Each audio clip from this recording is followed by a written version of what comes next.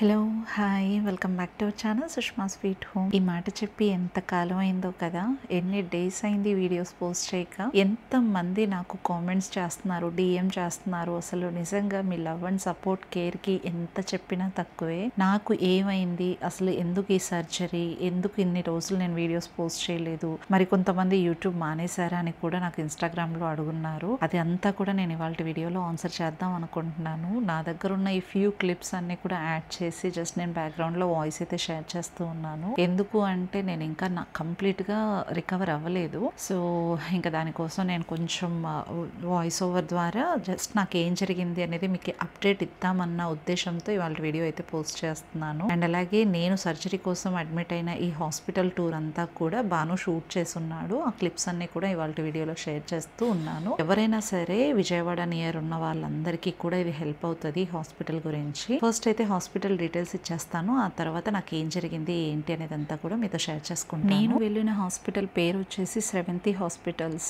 ఇది విజయవాడ బందర్ రోడ్లో ఉంటుంది అనమాట.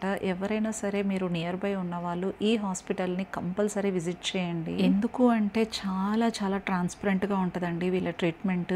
ఏదైనా సరే అసలు ఫస్ట్ ఆఫ్ ఆల్ పేషెంట్ని ప్యానిక్ చేయరు, చాలా బాగుంటుంది రిసీవింగ్ అయితే. ముఖ్యంగా ప్రెగ్నెంట్ లేడీస్ ఎవరైనా ఉంటే డెఫినెట్లీ విజిట్ చేయండి. ఎందుకు అంటే సి సెక్షన్ కన్నా నార్మల్ డెలివరీసే ఎక్కువగా ప్రిఫర్ చేస్తారు మేడము. ఏదైనా సరే వేరే ఇంకా ఆప్షన్ లేదు అన్నప్పుడు మాత్రమే సి సెక్షన్ అనేది ప్రిఫర్ చేస్తారు తప్ప నార్మల్ డెలివరీస్కి ఎక్కువ శాతం ట్రై చేస్తారు. వైఫ్స్ పడే పెయిన్ హస్బెండ్కి తెలియడం కోసం డెలివరీ టైంలో అసలు హస్బెండ్ని పక్కనే ఉంచి చేస్తారు చూడండి. ఆ ప్యాటర్న్ ఇక్కడ కూడా ఉందన్నమాట. నాకు అది చాలా బాగా నచ్చింది. మనం హాస్పిటల్కి చూయించుకోవడానికి రాగానే మనకి ప్యానిక్ చేసేసి నీకు ఆ జబ్బు ఉంది, అది ఉంది, ఇది ఉంది అని ఏవేవో చెప్పేసి కంగారు పెట్టేస్తూ ఉంటారు. బట్ ఈ హాస్పిటల్లో అలా అయితే అస్సలు కాదు. ఏం కాదమ్మా, ధైర్యంగా ఉండు, అంతా క్యూరబులే. ఇక్కడ ఏదైనా సరే మనం చూద్దాం చేద్దాం అని చెప్పేసి ఒక పాజిటివిటీ అయితే స్ప్రెడ్ చేస్తారనమాట doctor, which is too good. And ఇంకొకటి, మనం హాస్పిటల్కి వెళ్ళంగానే ఆ రూమ్స్ అన్నీ కూడా చూస్తున్నారు కదా, అసలు ఎంత హ్యాపీగా ఉండిపోవచ్చు అంటే మనం అక్కడ ఒక లాడ్జ్ రూమ్లో ఉన్నట్టు ఉంటుంది అనమాట. అండ్ చాలా క్లాసీగా చాలా బాగుంటుంది హాస్పిటల్ రూమ్స్ అన్నీ కూడా. సో ఎవరైనా సరే గైనిక్ ప్రాబ్లం ఉన్న వాళ్ళు డెఫినెట్గా స్రవంతి హాస్పిటల్ని విజిట్ చేయండి. అక్కడ నిజంగా ట్రీట్మెంట్కి మీరే డెఫినెట్గా చాలా మందికి రెఫర్ చేస్తారు. నేనైతే నా పర్సనల్ రివ్యూ షేర్ చేస్తున్నాను, చెప్పాలనిపించింది. చాలా మంది లేడీస్కి ఇది హెల్ప్ అవుతుంది హాస్పిటల్ గురించి చెప్పడం అని చెప్పేసి షేర్ చేస్తున్నా. ఇక నాకేమైంది, అసలు నాకు ఏం జరిగింది, ఇన్ని రోజులు నేను ఎందుకు పెట్టలేదు వీడియోస్ అంటే ఆల్మోస్ట్ నేను కమ్యూనిటీ పోస్ట్లోనే ఆల్రెడీ షేర్ చేస్తున్నాను. జస్ట్ సర్జరీ అని మాత్రమే పెట్టున్నా, బట్ ఏం సర్జరీ అని అయితే చెప్పలేదు కదా. నాకు ఒవేరియన్ సిస్టెక్టోమీ సర్జరీ అయితే జరిగిందనమాట. తెలుగులో చెప్పాలి అంటే గర్భసంచి దగ్గర మనకు ఒక గడ్డలాగా ఫామ్ అయిందంట.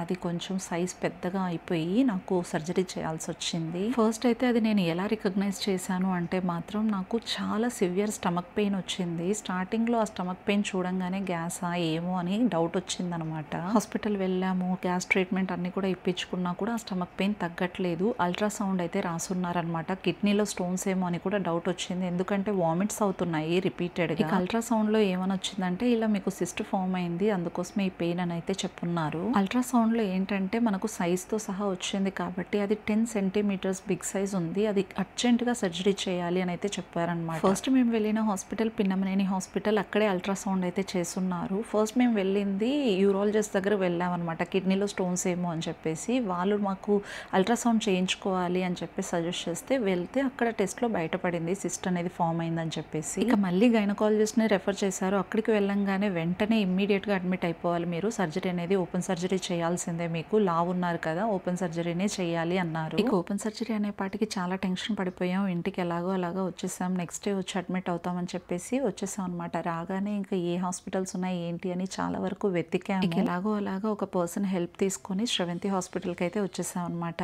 ఇక్కడికి వచ్చాక మేడం రిసీవింగ్ కానీ, మేడం నేనున్న ప్యానిక్ సిచ్యువేషన్ నుంచి బయటికి తీయటం కానీ చాలా బాగా అనిపించింది. వెళ్ళంగానే అసలు ఏం కాదమ్మా, ధైర్యంగా ఉండు, తీసేయచ్చు, జస్ట్ సర్జరీ చేయొచ్చు, అది కూడా లాప్రోస్కోప్ ద్వారానే చేయొచ్చు అని చెప్పి చాలా వరకు ధైర్యం ఇచ్చారనమాట నాకు మేడం. బట్ ఇంకొకసారి మేడం స్కాన్ చేశారు. మేడమే డైరెక్ట్గా చూసి ఓకే ఇలా అయితే ఉంది కదా, ఏం కాదు నేను చేసేస్తాను, మీరు అడ్మిట్ అవ్వండి అని చెప్పేసి చెప్పారనమాట. ఇక మేడం అలా చెప్పేపాటికి ఎంత రిలీఫ్ అండ్ రిలాక్సేషన్ ఫీల్ అయ్యామో నిజంగా మాటల్లో చెప్పలేను. నేనున్న ఆ సిచ్యువేషన్ నుంచి ఎంతో రిలీఫ్ వచ్చింది నాకు. ఇక ఆగస్టు 15th నేను అడ్మిట్ అయ్యాను. అడ్మిట్ అవ్వగానే 11 o'clock అంతా నాకు ఆపరేషన్ థియేటర్కి తీసుకెళ్లారు. 1.5 hours అలా సర్జరీ అయితే జరిగిందనమాట. ఇక సర్జరీ నుంచి బయటికి రాగానే చాలా వరకు నాకు బ్రీత్ ప్రాబ్లం వచ్చేసి వచ్చేసింది. ఫస్ట్ అయితే యూటరసే రిమూవ్ చేయాలని అయితే సజెస్ట్ చేశారు. బట్ కానీ నేనున్న ఈ సిచ్యువేషన్ అంటే లైక్ నేను లా ఉన్నాను కదా, సో దానికోసం హార్ట్ అటాక్ కూడా వచ్చే అవకాశం ఉందని చెప్పేసి అలానే ఉంచేశారు. నాకు రైట్ ఓవరీకి నార్మల్ సిస్ట్, లెఫ్ట్ ఓవరీకి డర్మాయిడ్ ఉందని చెప్పారు, విచ్ ఇస్ డేంజరస్. సో అందుకోసం కొంచెం ఆలోచించి చేయాలి అని అయితే చాలా డెలికేట్ సర్జరీ అయితే చేశారంట. అండ్ సర్జరీ చేసిన నెక్స్ట్ డే శ్రీకృష్ణాష్టమి రోజు ఈవినింగే డిశ్చార్జ్ అయితే చేసేసారు. అండ్ ఇంటికి వచ్చేసాను. నేను రెస్ట్ లోనే ఉన్నాను అనమాట ప్రెసెంట్ అయితే. ఇప్పుడు నేను ఓకే పర్లేదు, బట్ రెస్ట్ లోనే ఉండాలి, 1 మంత్ పాటు కొంచెం అంత కేర్ఫుల్ గానే ఉండాలని చెప్పారనమాట మేడం.